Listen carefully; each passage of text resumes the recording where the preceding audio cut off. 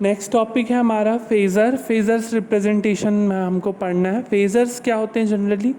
Phasor जो है actually एक कॉम्प्लेक्स नंबर होता है। ये मैं हिंदी में नहीं लिखा हूँ, आप लिख लीजिएगा। फेज़र एक कॉम्प्लेक्स नंबर होता है जो कि क्या प्रदर्शित करता है? साइनसॉइड, मतलब जो हमारी प्रत्यावर्ती राशि होती है उसका एम्पलीट्यूड एवं फेस प्रदर्शित करता है। ठीक है, तो जो भी फेज़र होगा चाहे वो वोल्टेज का हो या करंट का हो। साइनसॉइड कौन हो सकता है? वोल्टेज हो सकता है, करंट हो सकता है। तो वो वोल्टेज और करंट जो भी होगा वो उसकी दो चीज़ें रहेगी उसमें एक उसका एम्पलीट्यूड होगा और एक उसका फेज़ होगा एंगल के रूप में, है ना। अभी हम इसमें और आगे आएंगे। तो फेज़र जो जनरली है, हमें जो हमारे इलेक्ट्रिकल सर्किट हैं जिसमें कि साइनसॉइडल सोर्सेस लगे हुए होते हैं उनको एनालाइज करने के लिए फेज़र्स का उपयोग किया जाता है। जैसे कि अब हम मैथमेटिकली हमने कॉम्प्लेक्स नंबर, आपने मैथ्स में पढ़ा होगा, कॉम्प्लेक्स नंबर z को हम generally z equals to x plus j y के फॉर्म में लिखते थे, जहाँ पर j ये सब आपने पढ़ा हुआ है, फिर भी मैं एक बार आपको बता देता हूँ। एक्स प्लस जे वाई, जे होता है इमेजिनरी की वैल्यू, जे की वैल्यू क्या होती है? जे या आई हो सकता है, कुछ भी लिख सकते हैं, आई या जे कुछ भी लिख सकते हैं। तो जे हम जनरली √-1 कहते हैं।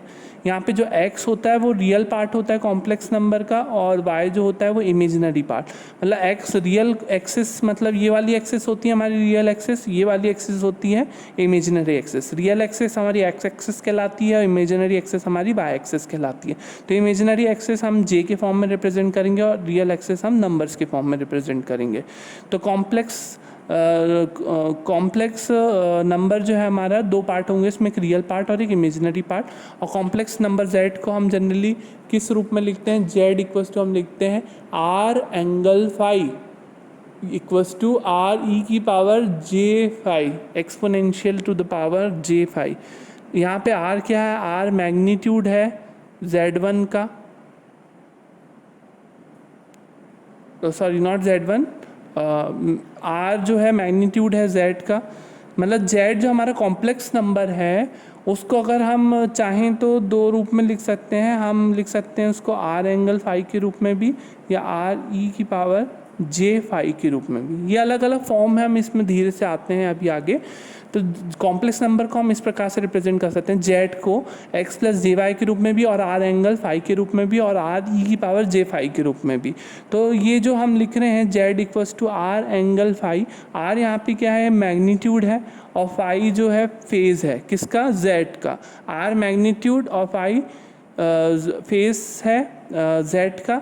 r मैग्नीट्यूड को हम जनरली r मैग्नीट्यूड है उसकी वैल्यू हम कैसे निकालेंगे ये हम आगे आएंगे इस पे।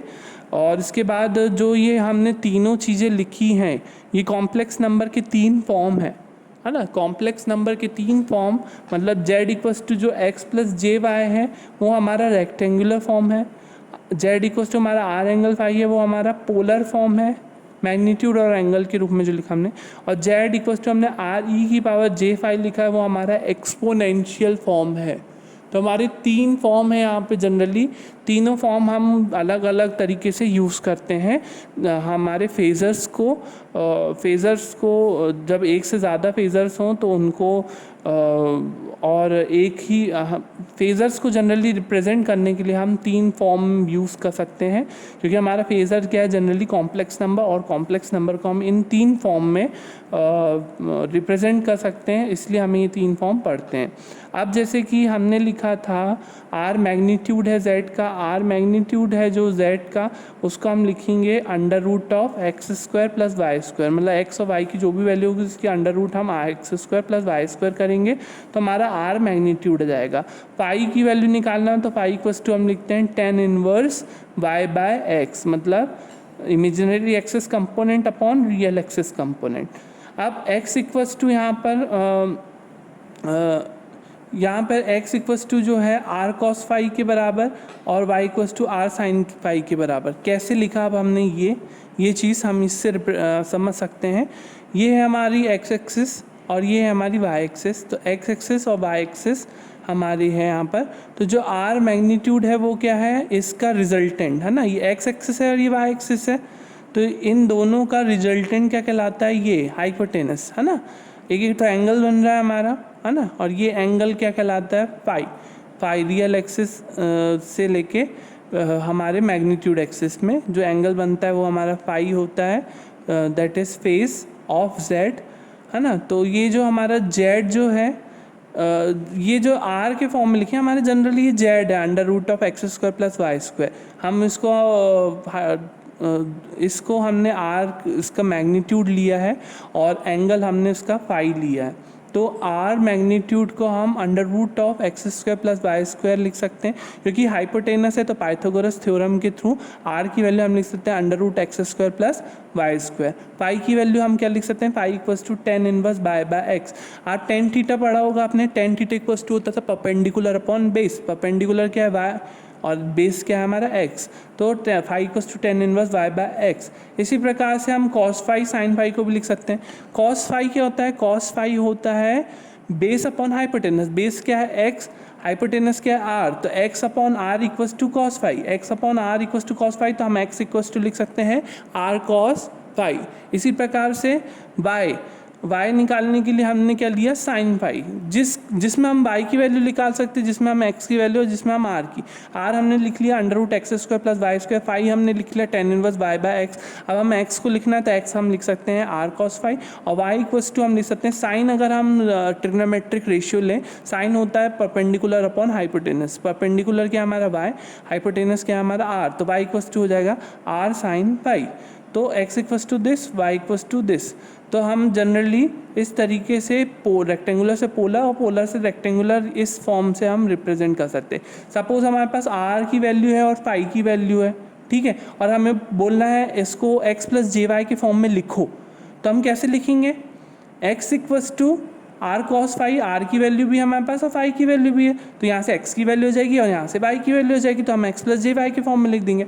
और सपोज हमारे पास x प्लस जे वाई के फॉर्म में रेक्टेंगुलर फॉर्म है, परंतु हमें उसे पोलर फॉर्म के रूप में लिखना है, तो पोलर फॉर्म के रूप में हमें मैग्नीट्यूड अगर लिखना है तो r इक्वल्स टू हम क्या लिखेंगे, under root of x square plus y square, और फाई की वैल्यू लिखना हो तो हम क्या लिखेंगे, tan inverse y by x. तो इस प्रकार से हमने इसको मैग्नीट्यूड भी निकाल लिया और इसका फाई भी निकाल लिया। तो रेक्टेंगुलर टू पोलर और पोलर टू रेक्टेंगुलर हम इस प्रकार से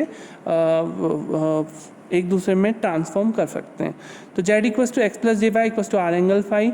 आर एंगल फाई को हम इस प्रकार से भी लिख सकते हैं, आर, ये यूलर्स फॉर्म कहलाता है जनरली। ये दोनों को, आर एंगल फाई को हम इस फॉर्म में लिख सकते हैं, r cos phi plus j r sine phi. ये जो अब जैसे एक्स प्लस जे वाई है ना, तो एक्स क्या आया था हमारा आर कॉस फाई और वाई क्या आया था हमारा आर साइन फाई। तो हम आर एंगल फाई को r cos phi, r common ले लिया, cos phi plus j sine phi, इस प्रकार से लिख सकते हैं, है ना।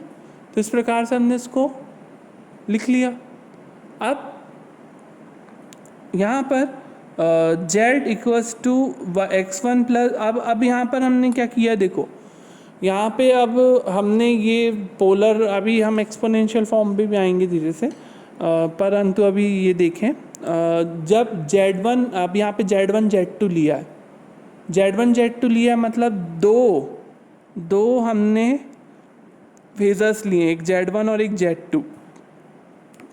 तो Z1 x1 plus j y one और Z2 x2 plus j y to.